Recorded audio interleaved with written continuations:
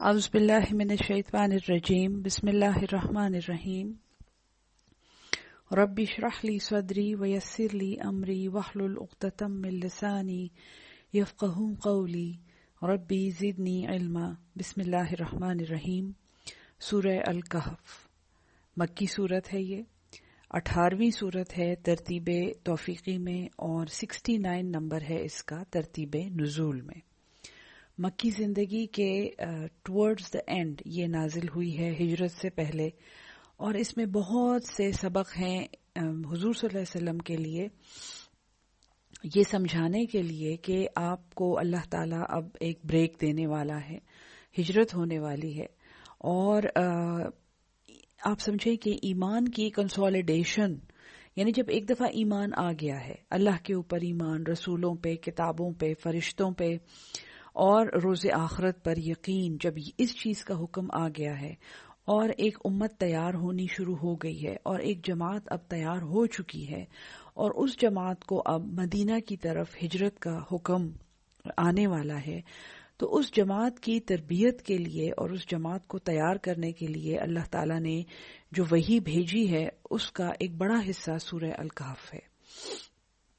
بہت زیادہ قیمتی صورت ہے، ہر جمعہ کو اسے پڑھنے کا حکم ہے، اور اس کی حکمت آپ کو یہ سورت سن کے سمجھ آئے گی کہ یہ کیوں کہا گیا ہے کہ تم ہر دجال کے فتنے سے محفوظ رہو گے، اور اللہ سورہ الکہف کو ہر جمعہ پڑھنے والے کے لیے ایک نور بنا دے گا جو اگلے جمعے تک اس کے لیے روشنی کا باعث ہوگا۔ تو آخر اس میں ایسی کیا بات ہے؟ پھر اس کا ایک بڑا امتیاز یہ ہے کہ اس میں یہ سمجھیں کہ قرآن کا مڈل ہے، اس میں ایک لفظ ہے یعنی آدھا قرآن اس لفظ سے پہلے ہے اور آدھا اس کے بعد ہے۔ اللہ بھلا کرے ہمارے امت کے عالموں کا جنہوں نے ایکچولی الفاظ گنے تھے، آیات گنی تھیں قرآن کی، اور یہ کہا تھا کہ یہ لفظ جو ہے یہ بالکل قرآن کے بیچ میں ہے، یہ سینٹر ہے، اس سے آدھا قرآن اس سے پہلے ہے اور آدھا اس کے بعد ہے، تو وہ لفظ بھی اس میں ہے۔ تو آپ یہ سمجھیں کہ الحمدللہ آج آپ آدھا قرآن پڑھ چکے ہوں گے جب آپ اس لفظ پہ پہنچیں گے۔ اور میرا مشورہ یہ ہے، جیسے میں نے سورہ یوسف میں آپ سے ریکویسٹ کی تھی کہ اس سورت کو ایک ہی نشست میں، بلکہ مطلب کوشش کریں کہ ایک دن میں آپ اس کو سن لیں، مسلسل سنیں تو بہت اچھی بات ہے۔ یہ میں دعا کرتی ہوں کہ یہ میں پوری آپ کو بھیج سکوں گی ایک ساتھ، کیونکہ بہت زبردست ربط ہے اس میں، بہت زبردست طریقے سے اس کا جو آرکیٹیکچر ہے وہ اتنا خوبصورت ہے۔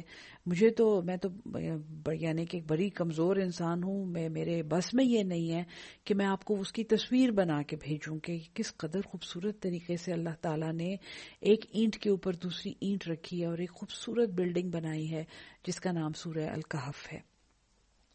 اچھا، اس کا جو سٹرکچر ہے وہ میں آپ کو ساتھ ساتھ بتاتی جاؤں گی۔ شروع میں اگر بتا دیا تو وہ بہت کمپلیکیٹڈ ہے، وہ مشکل ہوگا، لیکن آپ نے غور سے سننا ہے۔ جب میں یہ کہوں گی نا کہ اس کا ربط، یعنی یہ آیت جو ہے یا یہ حصہ جو ہے سورت کا، اس کا ربط یہ ہے، تو وہ حصہ غور سے سننا ہے، تو آپ کے ذہن میں بھی انشاءاللہ اس سورت کا ایک نقشہ بنے گا، ایک سٹرکچر بنے گا آپ کے ذہن میں، جو بڑا ہی انسان کو، یعنی انسان کے دل کو ایک تقویت دیتا ہے کہ کیا زبردست ڈیزائننگ ہے اور کیا زبردست پلاننگ ہے اللہ تعالیٰ کی، صرف اس صورت میں نہیں، ہر چیز میں، ہر امر میں۔ یہ صورت تو ہمیں شاید یہ بتانے کے لیے ہی آئی ہے کہ دیکھو تمہارا اللہ جو ہے بیسٹ آف پلانرز ہے، واللہ خیر الماکرین، ٹھیک ہے نا؟ تو شروع کرتے ہیں۔ بسم اللہ الرحمن الرحیم۔ الحمدللہ الذی، تمام تعریفیں اللہ ہی کے لیے ہیں، وہ ذات انزلہ، نازل کی، علی عبدہ الکتابہ، اپنے بندے پر ایک کتاب، اور عبدہ، رسول ہی نہیں کہا، نبی ہی نہیں کہا، علی عبدہ، اپنے ایک بندے پر اس نے یہ کتاب نازل کی، ٹھیک ہے، اپنے ایک غلام پر یہ کتاب نازل کی، ولم یجعل لہ، اور نہ چھوڑا اس میں، نہیں رکھا اس میں، عوجا، کوئی بھی کجی، کوئی بھی ٹیڑھ پن۔ تو سورت کے شروع میں بتایا جا رہا ہے کہ اس میں کوئی ٹیڑھ پن نہیں ہے، یہ سیدھی سیدھی باتیں ہیں۔ اگر تمہاری سمجھ میں کوئی بات نہیں آ رہی یا تمہیں کوئی بات اس میں ٹیڑھی لگ رہی ہے تو وہ تمہاری سمجھ کا قصور ہو سکتا ہے۔ اس کتاب میں کوئی کجی نہیں ہے، اس میں کوئی ٹیڑھ پن نہیں ہے۔ قیمن، ٹھیک اور سیدھا، یہ یعنی کہ ٹھیک اور سیدھی بات ہے۔ لینذرا، تاکہ ایک وارننگ دے، تاکہ متنبہ کرے، ایک ڈر سنائے، بأسن شدیدن، ایک سخت عذاب کی، من لدن ہو، اپنی طرف سے، یعنی جو سخت عذاب آنے والا ہے، سزا آنے والی ہے، وہ اسی کی طرف سے ہے۔ وَيُبَشِّرَ الْمُؤْمِنِينَ، اور خوشخبری دے مومنوں کو، الَّذِينَ، وہ لوگ، يَعْمَلُونَ الصَّالِحَاتِ، جو عمل کرتے ہیں صالح۔ عمل صالح کل ہی کور کیا گیا ہے، امید ہے کہ آپ لوگوں نے سنا ہوگا اور آپ کو سمجھ بھی آئی ہوگی، تو میں اس کی ڈیٹیل میں نہیں جاؤں گی۔ تو جو عمل کرتے ہیں نیک، ان لہم، یہ کہ ان کے لیے، اجرن، ایک اجر ہے، حسنا، بہت اچھا، ما کسی نہ، وہ رہیں گے، فیہ، اس میں، ابدا، ابد آباد۔ تو جو بہترین اجر، کیونکہ دنیا میں بھی انسان کو اجر ملتا ہے، نیک کام کرتا ہے تو اچھا اجر ملتا ہے، اس اجر میں اور دنیاوی اجر میں کیا فرق ہے؟ وہ یہ ہے کہ وہ اجر جو ہے وہ ہمیشہ رہنے والا ہے۔ وَيُنذِرَ الَّذِينَ، اور ڈرائے لوگوں کو، ایک متنبہ کرے لوگوں کو، قالو، جو کہتے ہیں، اتخذ اللہ، کہ بنا لیا ہے اللہ نے، ولدا، ایک بیٹا۔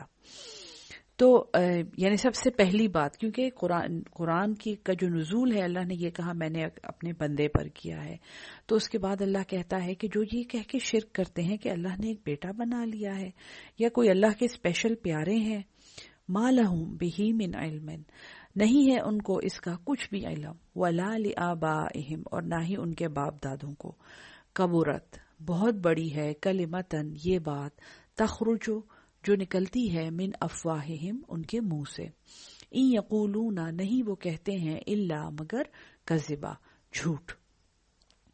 تو اللہ تعالیٰ سورت کی ابتدا اس بات سے ہوئی ہے کہ یہ تو یہ ذکر جو ہے، یہ قرآن یہ ایک بندے پر نازل ہوا ہے، اور مقصد اس کا یہ ہے کہ سخت سزا کی وارننگ دے دی جائے اور عمل صالح سمجھا دیا جائے کہ اس کا اجر جو ہے بہت اچھا ہے، آخرت جو ہے اس میں ہمیشگی ہے، دوام ہے، اس نے ختم نہیں ہونا۔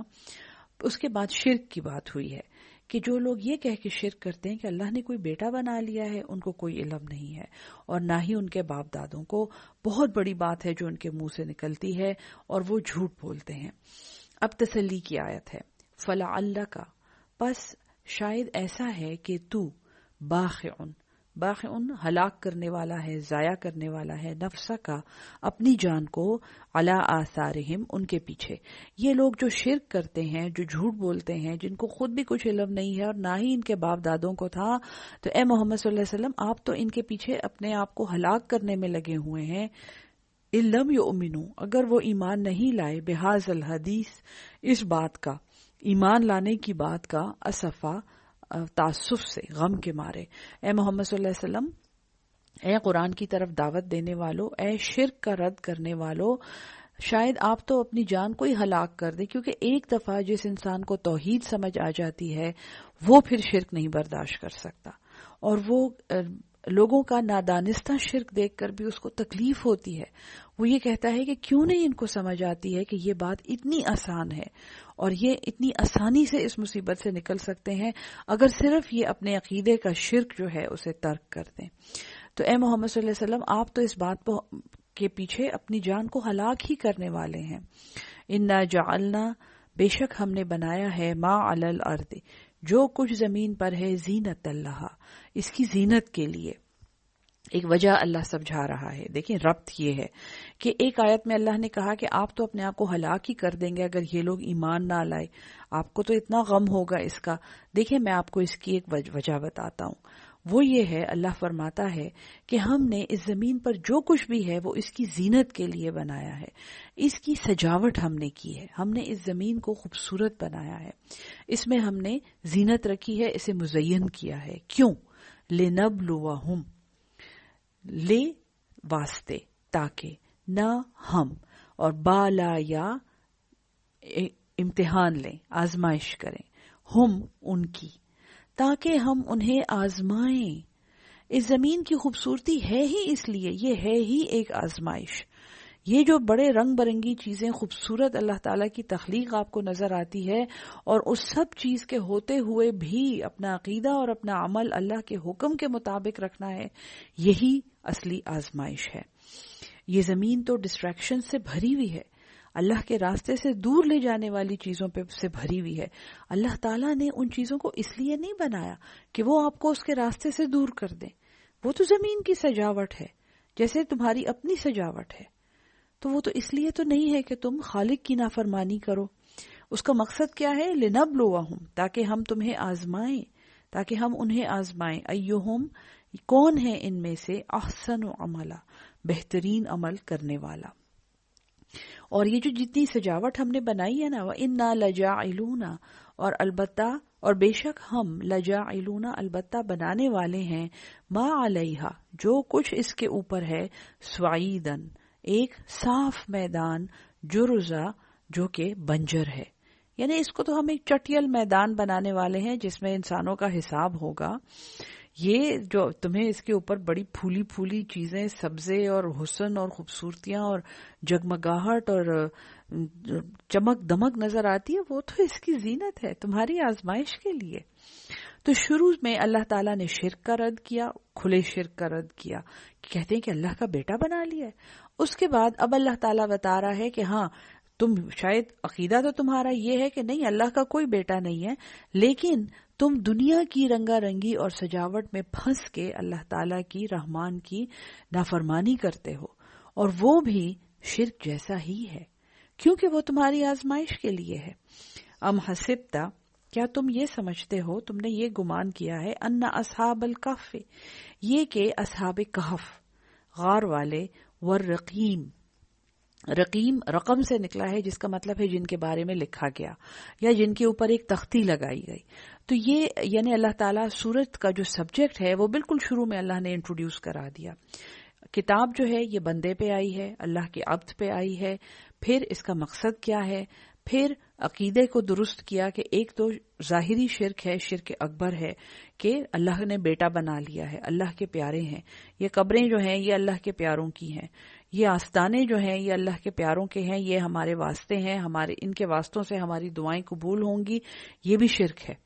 ٹھیک ہے جی، پھر یہ سمجھایا کہ اچھا ٹھیک ہے یہ شرک بھی نہیں کرتے ہو، تم نمازیں بھی پڑھتے ہو، سب کچھ کرتے ہو، لیکن اس دنیا کی رنگا رنگی اور سجاوٹ میں گم کر اور اس سجاوٹ کو اور زینت کو حاصل کرنے کے لیے تم اللہ کی نافرمانی کرتے ہو، ناجائز کرتے ہو، سفارشیں کرتے ہو، رشوتیں دیتے ہو، لوگوں کا حق مارتے ہو، لوگوں کے اثاثے ان سے چھینتے ہو، کیونکہ اس دنیا کی رنگا رنگی اور سجاوٹ نے تمہیں اندھا کر دیا ہے، تو تم بھی گویا شرک سے کم گناہ نہیں کر رہے ہو۔ ٹھیک ہے، پھر یہ ہے کہ یہ جو لوگ گمراہ ہیں ان کے پیچھے اپنی جان کو ہلاک نہیں کرنا۔ اے محمد صلی اللہ علیہ وسلم، اے قرآن کی طرف بلانے والوں، ان کی طرف اپنے آپ کو ہلاک نہیں کرنا۔ جو کچھ زمین پر ہے وہ تو ایک آزمائش ہے، اور اس کو تو ہم بالکل ایک کھلا میدان، ہموار میدان بنانے والے ہیں۔ آیت نمبر 8 تک پہنچ کے اللہ تعالیٰ گویا سورت کی بنیاد رکھ چکا ہے۔ اس سورت کی بنیاد توحید ہے، اور مختلف واقعات سے یہ سمجھایا گیا ہے کہ دنیا میں آنے والی جو اقوام ہیں، جو انسان ہیں، انہوں نے اپنے اپنے عقیدے کے مطابق یا توحید کو پامال کرنے کی کوشش کی ہے اور اپنا ہی ان کا برا انجام ہوا ہے، اور یا انہوں نے توحید کی سربلندی کے لیے کام کیا ہے، اور کیسے خوبصورت انجام انہیں پھر اللہ نے دیے ہیں، اور اللہ کے ہاں کیا نہ رکنے والا نعمتوں کا سلسلہ ہے جو ان کو ملا ہے۔ یہاں سے سورت آپ سمجھیں کہ اب بلڈنگ شروع ہو گئی ہے، بنیاد سورت کی رکھی جا چکی ہے، آخرت کا بیان ہو چکا ہے، شرک کا بیان ہو چکا ہے، دونوں قسم کا شرک بیان ہوا ہے۔ پھر اللہ کہتا ہے ام حسبتا، کیا تم یہ سمجھتے ہو کہ جو اصحاب کہف تھے، اب یہ غار والے ایک دم سے انٹروڈیوس ہوئے ہیں بغیر کسی تمہید کے، غار والوں کا قصہ ہے، اور ان کے اوپر تختی لگی تھی، ان کے بارے میں لکھا گیا تھا، کانو من آیاتنا عجبا، وہ ہماری کوئی عجیب نشانی تھے۔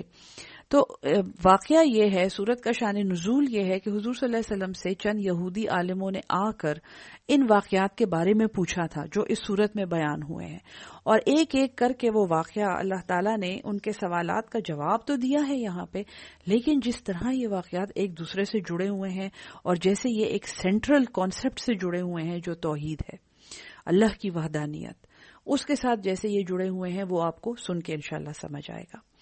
آیت نمبر 10، از اول فتیہ، تو بڑی قیمتی دعا ہے اس آیت میں، الکہف آیت نمبر 10، یہ یاد کر لیں، بڑی زبردست دعا ہے۔ از اول فتیہ، تو از آوا جب پناہ لی فتیہ نوجوانوں نے، فتایا کا یعنی تیرے نوجوان، تو فتیہ نوجوان، الل کہف غار کی طرف، غار میں ایک پناہ لی، فقالو پس انہوں نے کہا ربنا اے ہمارے رب آتنا ہمیں دے دے، من لدن کا تیرے پاس سے، رحمتن رحمت، یعنی یہ توحید پرست، انتہائی توحید پرست نوجوان ہیں جو کسی ذریعے کا اور کسی واسطے کا استعمال نہیں کر رہے، یہ کہہ رہے ہیں کہ اے ہمارے رب ہمیں اپنی طرف سے رحمت دے دے، وحی لنا اور مہیا کر ہمارے لیے، من امرنا ہمارے کام میں، رشدا درستگی، ہمیں رشد دے دے۔ میں نے آپ کو بتایا تھا نا رشد کیا ہوتا ہے، ایک ہے ڈائریکشن جو ہدایت ہے، اس کے بعد جب ڈائریکشن مل جاتی ہے تو پھر نیویگیشن ہوتی ہے، یعنی اس ہدایت کو بہترین طریقے سے استعمال کیسے کرنا ہے، وہ رشد ہے۔ تو یہ اللہ کو یہ کہہ رہے ہیں کہ ہدایت تو ہمیں مل گئی ہے یا اللہ، ہم توحید پر ہیں، ہاں ربنا آتنا من لدنک رحمہ، ہم توحید پر ہیں، ہمیں تیری رحمت کا بھی یقین ہے، اب ہمیں ہمارے کام میں تو نے رشد عطا کرنا ہے، تو نے ہمیں نیویگیٹ کرنے کا علم سکھانا ہے، تو نے ہمیں درست ہدایت کا استعمال سکھانا ہے۔ تو یہ کوئی نوجوان ہیں، اور میں صرف قرآن کے مطابق تفسیر کر رہی ہوں، میں اس میں آپ کو اسرائیلی روایات جہاں پہ ہوں گی تو لیبل لگا دوں گی کہ یہ روایت ہے، کہ اتنی خوبصورت صورت ہے کہ میرا دل نہیں چاہتا کہ میں اس میں کوئی اسرائیلی روایت یا ادھر ادھر قصے کہانیوں کا کچھ داغ لگاؤں، ٹھیک ہے۔ تو یہ چند نوجوان ہیں جن کا اللہ نے ذکر کیا ہے کہ یہ اصحاب کہف ہیں، اور ان کے اوپر تختی لگی تھی، ان کے بارے میں لکھا گیا تھا، یہ ہماری ایک عجیب آیت ہے، یہ ایک غار کی طرف گئے ہیں اور یہ دعا کر رہے ہیں کہ اے اللہ ہمیں اپنے پاس سے رحمت دے دے، اور تیری بہترین رحمت کیا ہے کہ تو مہیا کر دے ہمارے لیے رشد۔ فضربنا پس ہم نے مار دیا یا ہم نے پردہ ڈال دیا، علی آذانہم ان کے کانوں پر، فی الکہف اس غار میں، سنین عددا کئی سال تک۔ تو اللہ تعالیٰ نے انہیں جو رشد عطا کیا، حیرت ہوتی ہے نا، وہ تو رشد کی دعا مانگ رہے ہیں کہ یا اللہ ہمیں رشد دے دے، اللہ نے ان کے کان بند کر دیے اور اس غار میں کئی سال تک ان کو رکھ دیا۔ اس کا یعنی کیا، ایک عجیب سی بات ہے نا، ایک دم سے دماغ میں یہ بات آنی چاہیے اگر کوئی غور سے کہانی سن رہا ہو کہ یا اللہ وہ تو رشد مانگ رہے ہیں اور آپ نے ان کے کان بند کر کے انہیں سلا دیا ہے۔ آگے دیکھیں کیا ہے، ثم بعثناہم پھر ہم نے انہیں اٹھایا، لنعلم تاکہ ہم معلوم کریں، ای الحزبین کون حزبین دو گروہوں میں سے، احصا خوب یاد رکھتا ہے، لما لبسو کہ کتنی دیر تک رہے، امدا مدت، لبسو کتنی دیر رہے، امدا مدت اسی لفظ سے نکلا ہے۔ تو پہلے تو انہوں نے دعا کی کہ اللہ ہمیں رشد دے دے اور ہم تیری توحید پر ہیں، تو اللہ نے انہیں اس غار میں سلا دیا۔ پھر ثم بعثناہم پھر ہم نے انہیں اٹھایا تاکہ ہم دیکھیں کہ دو گروہوں میں سے کون یاد رکھتا ہے کہ کتنی مدت تک وہ پڑے رہے۔ یہاں پہ یہ اللہ تعالیٰ نے ایک انٹروڈکشن دیا ہے اصحاب کہف کے قصے کا۔ حضور صلی اللہ علیہ وسلم سے سوال پوچھا گیا تھا کہ اصحاب کہف کون تھے، یہ اللہ تعالیٰ اس کا جواب دے رہا ہے۔ پھر روایت میں یہ بھی ہے کہ شاید یہ پوچھا گیا تھا کہ وہ کتنے تھے، اس کا جواب بھی آگے آ رہا ہے، ٹھیک ہے۔ لیکن اللہ تعالیٰ نے جیسے بات شروع کی ہے نا، اس کو ہم اپنی ایجوکیشن کی اصطلاح میں پرابلم بیسڈ لرننگ کہتے ہیں، یا اس کو ہم سولوشن بیسڈ لرننگ کہتے ہیں، کہ اللہ تعالیٰ جو ہے وہ پہلے ایک 2-3 جملوں میں ایک ایسی بات کر رہا ہے جسے انسان کی کیوریوسٹی، اس کا تجسس بیدار ہوتا ہے کہ ہیں اصحاب کہف، اور وہ اللہ سے کہہ رہے ہیں کہ یا اللہ ہمیں رشد دے دے، اور اللہ نے ان کے کان بند کر دیے اور کتنا عرصہ انہیں سلا دیا ہے، پھر انہیں اٹھایا ہے اللہ نے، اور پھر کوئی 2 جماعتوں کی بات اللہ نے کی ہے۔ تو ایک تو اصحاب کہف تھے، دوسری جماعت کون تھی؟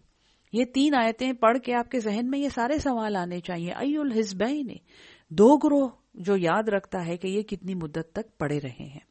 یہاں سے اللہ تعالیٰ اب ڈیٹیل میں کہانی شروع کر رہا ہے۔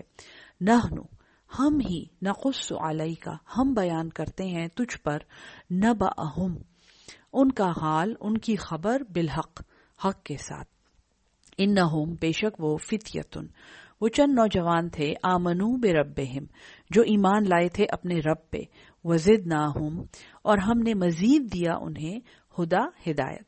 تو اللہ تعالیٰ فرماتا ہے کہ یہ کوئی نوجوان تھے جو اللہ پر ایمان لائے تھے، اس کا مطلب ہے کہ یہ ان نوجوانوں کا امتیاز تھا کہ وہ ایمان لائے تھے اپنے رب پہ۔ یہ کسی ایسی بستی میں رہتے تھے جہاں پہ لوگوں میں ایمان نہیں تھا، شاید وہ مشرک تھے، شاید ان کا ایمان ٹھیک نہیں تھا. تو یہ چند نوجوان تھے جن کی امتیاز ان کا یہ تھا کہ وہ اللہ پر ایمان لائے تھے، اپنے رب پر، اور جب وہ ایمان لائے وَزِدْنَاهُمْ هُدًى، ہم نے مزید دی انہیں ہدایت. دیکھیں بہت امپورٹنٹ کانسیپٹ ہے، اللہ کی ہدایت کی شرط کیا ہے؟ اس پر ایمان لانا. ایک استاد کی بات آپ کو اس وقت تک نہیں سمجھ آ سکتی جب تک آپ اس استاد کا اعتبار نہ کریں. کوئی آپ کو یہ کہے کہ اس گھاٹی کے اوپر سے کود جاؤ، اس سواری سے نیچے چھلانگ لگا دو، پانی میں چھلانگ لگا دو، آپ اس کے اوپر اعتبار کریں گے تو آپ وہ حرکت کریں گے نا. یہ تو ہو ہی نہیں سکتا کہ آپ اس کو جھوٹا سمجھیں یا آپ اس کو غلط سمجھیں یا آپ اس کی نیت پہ شک کریں اور پھر آپ وہ کام کر گزریں. یہ تو نہیں ہو سکتا. ٹھیک ہے، تو ایمان جو ہے وہ ہدایت کی شرط ہے. جس میں ایمان ہوتا ہے اس کو اللہ کی نشانیاں نظر آتی ہیں، ورنہ اس کو صرف نشانیاں نظر آتی ہیں. نشانیاں بہت زیادہ ہیں ہمارے ارد گرد. اللہ کی نشانی جو چیز ہمیں نظر آتی ہے وہ ہمارے لیے ہدایت ہے، اور ہر نشانی اللہ ہی کی ہے. ٹھیک ہے، تو وہ ایمان لائے اور اللہ نے انہیں ہدایت دی. اور جب ہدایت دے دی ان کو اللہ نے، تو اس کے بعد اللہ نے کیا کیا؟ وَرَبَطْنَا، اور ہم نے ایک گرہ لگائی، ہم نے رابطہ پیدا کیا. ربطہ، ایک تسلسل پیدا کیا، ایک کنیکشن پیدا کیا، ایک رابطہ پیدا کیا. علی قلوبہم، ان کے دلوں میں. تو ان کے یعنی ایک انسان کے دل میں بھی ایک رابطہ پیدا ہو گیا، اس کا دل جو تھا وہ مضبوط ہو گیا، اس کا دل کنیکٹ ہو گیا، اس میں دل جمعی آ گئی. اور جو ایمان والے تھے ان کے دل آپس میں بھی جڑے ہوئے ہیں، ان کے دلوں کا آپس میں رابطہ ہے. تو جب ایک دفعہ انسان ایمان لے آتا ہے اور اس کو ہدایت ملنی شروع ہو جاتی ہے تو وہ دوسرے ہدایت یافتہ لوگوں کے ساتھ کنیکٹ کرنا شروع کر دیتا ہے. وَرَبَطْنَا عَلَىٰ قُلُوبِهِمْ، یہ بھی ایمان کا ایک تحفہ ہے. اِذْ قَامُوا، جب وہ کھڑے ہوں، فقالو، جب وہ کھڑے ہوئے، فقالو، تو انہوں نے کہا، ربنا، اے ہمارے رب، رب السماوات والارض، آسمانوں کے اور زمین کے رب، لن ندعو، ہرگز نہیں ہم دعا کریں گے، ہم پکاریں گے، من دونہ، اس کے سوا، الہن، کوئی بھی معبود. یعنی اب یہ مکمل توحید پر آ گئے ہیں. ایک شرک فی العلم ہے، پھر شرک فی الاستطاعت ہے، شرک فی تصرف ہے کہ اللہ کے علاوہ بھی کسی ہستی کا تصرف ہے، کنٹرول ہے، وہ ہمارا کوئی کام کر سکتا ہے. تو شرک فی تصرف. اس کے بعد شرک فی دعا ہے کہ جب تصرف کا یقین آ گیا کہ اللہ کے سوا کسی کا تصرف ہے، کوئی کنٹرول کرتا ہے، ہمیں نوکری دلا سکتا ہے، ہمارا کام کر سکتا ہے، ہماری فائل آگے کر سکتا ہے، ہاں جی، ہمارا ناجائز سفارش کروا سکتا ہے، تو پھر ہم شرک فی دعا میں داخل ہو جاتے ہیں. پھر ہم اس ہستی سے دعائیں منگواتے ہیں، ہمارے لیے دعا کریں، ہمارے لیے سفارش کریں، ہماری نماز بخشوائیں، ہمارے روزے بخشوائیں، ہماری شفاعت کریں، ہماری سفارش کریں گے وہ آخرت کے دن، ہم بہشتی دروازے کے نیچے سے گزر کے بہشتی ہو جائیں گے. اس طرح کے اونگے بونگے خیالات جو ہیں وہ ان لوگوں کے دلوں میں آتے ہیں. اللہ سب کو محفوظ رکھے جن کا عقیدہ فاسد ہو گیا ہوتا ہے، جن کی توحید جو ہے وہ ڈسٹرب ہو گئی ہوتی ہے، مشکوک ہو گئی ہوتی ہے. تو وہ پھر غیر اللہ سے دعائیں مانگتے ہیں، غیر اللہ کو پکارتے ہیں. وَرَبَطْنَا عَلَىٰ قُلُوبِهِمْ، ہم نے رابطہ پیدا کیا ان کے دلوں میں جب ان سب نے مل کے دعا کیا. اِذْ قَامُوا، جب وہ کھڑے ہوئے سب کے سب، فقالو، تو ان سب نے کہا، ربنا رب السماوات والارض لن ندعو من دونہ، ہم ہرگز نہیں پکاریں گے اس کے سوا الہن، کوئی بھی معبود، لقد قلنا، تحقیق اگر ہم نے ایسا کہا، اذن شتتا، تو ہم نے زیادتی کی، ہم نے ایک ناجائز بات کی. یعنی ان کو نفرت ہوئی اس بات سے کہ وہ اپنے اللہ کے علاوہ، اللہ کے سوا کسی کو پکاریں. تو توحید جو ہے ایک انسان کے دلوں میں مضبوطی اور اثبات پیدا کرنے کے علاوہ ایمان والوں کو آپس میں کنیکٹ کرتی ہے. اور بہت اہم بات یہ ہے کہ وہ اللہ کے سوا کسی کو پکارنے کو انتہائی ناجائز اور ناپسند بلکہ بےغیرتی سمجھتے ہیں. اب وہ اللہ کو کیا کہہ رہے ہیں؟ ہا اولائی قومنا، یہ ہے ہماری قوم، اتخذوا، انہوں نے بنائے ہیں، من دونہ آلہہ، اس کے سوا معبود. تو یہ قوم جو ہے، اب قوم کا ذکر آ گیا کہ یہ ہماری قوم جو ہے انہوں نے اللہ کے سوا معبود بنائے ہیں، الہ بنائے ہیں. لولا یاتونا، کیوں نہیں وہ لاتے اس علیہم، ان پر، بسلطان بین، ایک واضح دلیل، اگر انہوں نے ایسے الہ بنا لیے ہیں اپنے لیے تو وہ کیوں نہیں ایک واضح دلیل لے آتے جس سے ان کی بات کھل جائے، ان کی بات روشن ہو جائے. کیا ان کے الہ جو ہیں، اب دلیلیں، شرک پر دلیل مانگنا جو ہے نا سب سے آسان کام ہے.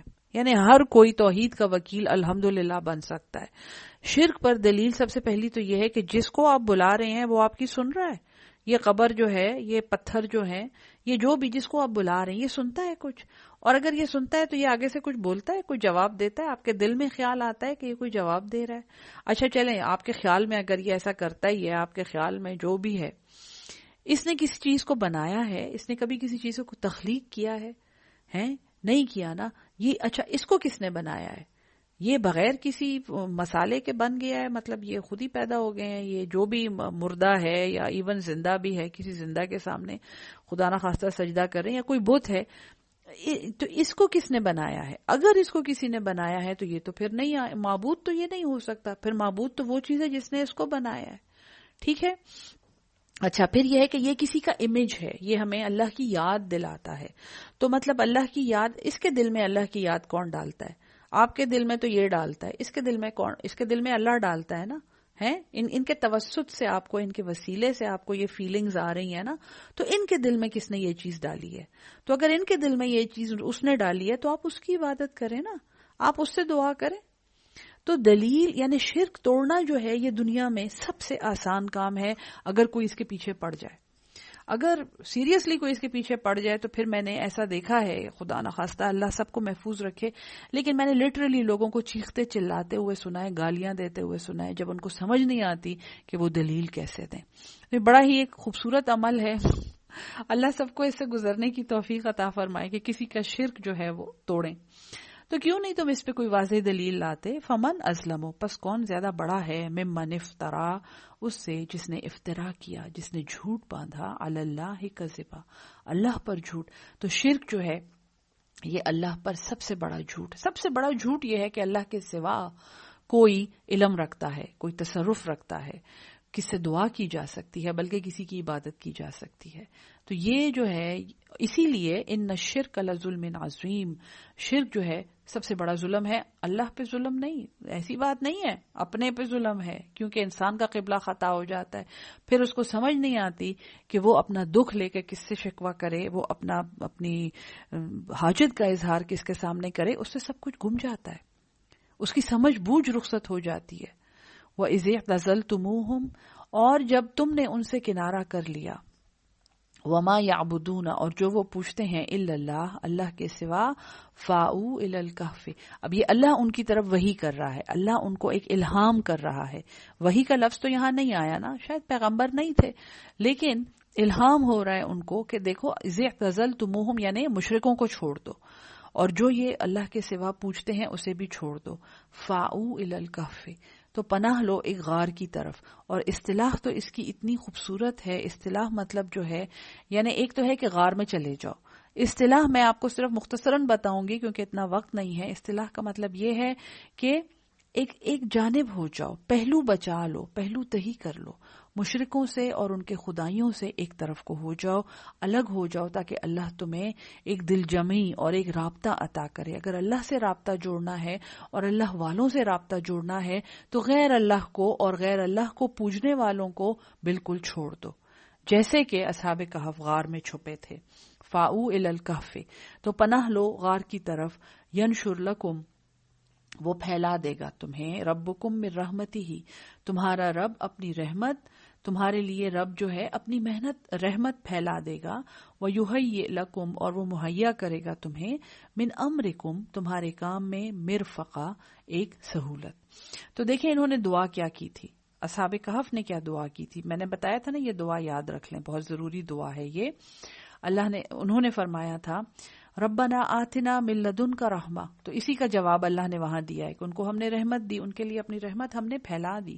وہیئ لنا، اور مہیا کر، من امرنا رشدا، ہمارے کام میں رشد. اللہ تعالیٰ نے جواب کیا دیا ہے اس دعا کا، بڑا خوبصورت، کہ ینشر لکم ربکم من رحمتہ، پھیلا دے گا تمہارے لیے رب اپنی رحمت. ویہیئ لکم، وہی الفاظ ہیں، اور مہیا کرے گا تمہارے لیے، من امرکم مرفقا، تمہارے کام میں سہولت. مرفقہ بڑا خوبصورت لفظ ہے یہ کہ وہ آسان کر دے گا، رفیق دے دے گا تمہیں، تمہاری ایڈ کرے گا اللہ۔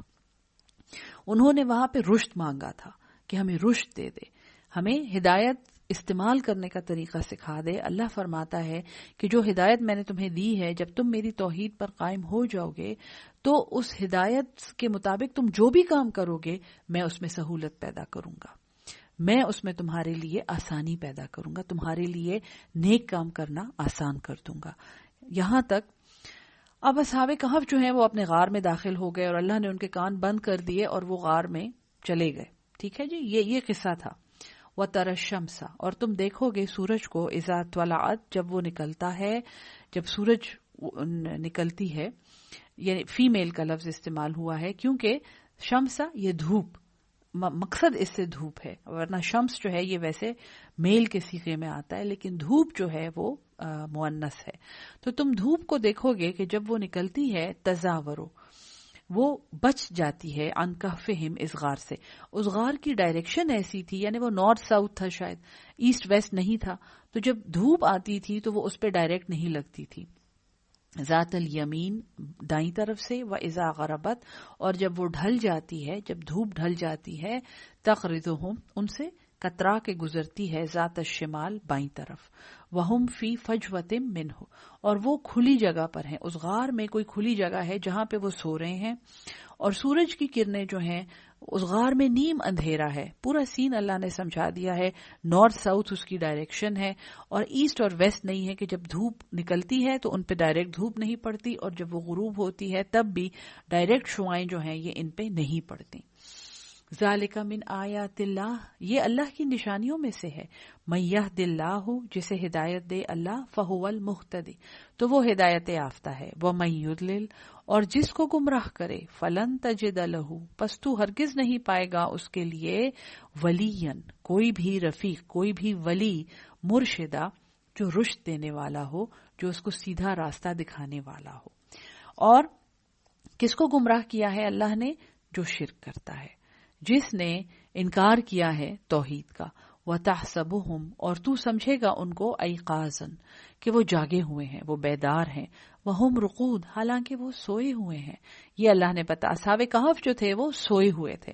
وَنُقَلِّبُهُمْ، اور ہم الٹتے پلٹتے ہیں۔ قلب کا لفظ جو ہے دل، الٹنے پلٹنے والا، نو ہم، قلب الٹتے پلٹتے ہیں، ہم ان کو، ذات الیمین، دائیں طرف، وذات الشمال، اور بائیں طرف، وَقَلْبُهُمْ، اور ان کا کتا۔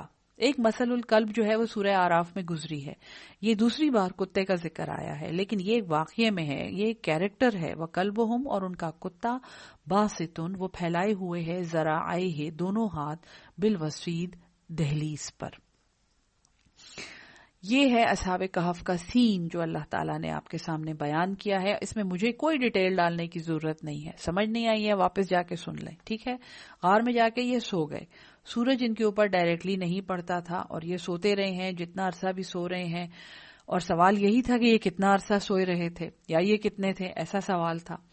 تو اللہ فرماتا ہے کہ تم انہیں بیدار سمجھو گے، تم جب انہیں دیکھو گے تو لگے گا جیسے یہ جاگے ہوئے ہیں، حالانکہ یہ تو سوئے ہوئے ہیں۔